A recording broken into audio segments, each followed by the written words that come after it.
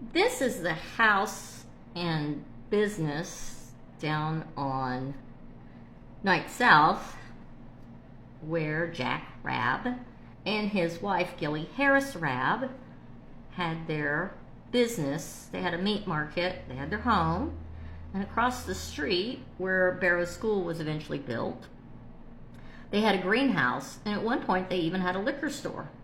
Let's go down there and look at what that piece of land looks like today. On this corner of what is now W Married Student Housing, or maybe it used to be faculty housing, was where Jack Rabb's meat market stood. Right next to it was his beautiful home that we had a picture of earlier in this video.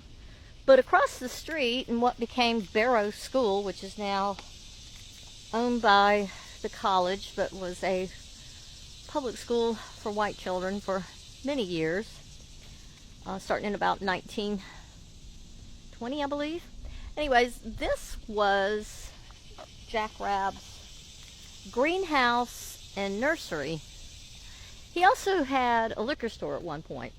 What's interesting is this whole community was once filled with African American homes and businesses during Reconstruction era, and slowly over time they were moved further south across the railroad tracks and on the other side of the college.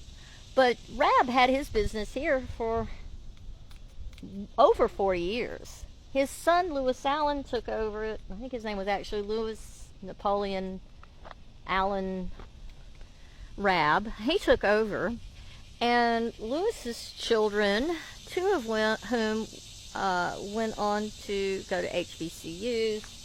One became a doctor, one became public administrator of hospitals and health services buildings and organizations.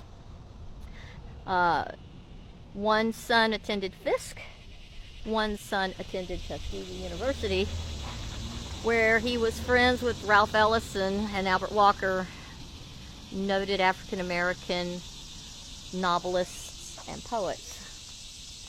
Anyways, that is the history of Crazy Jack Rabb's very successful meat market.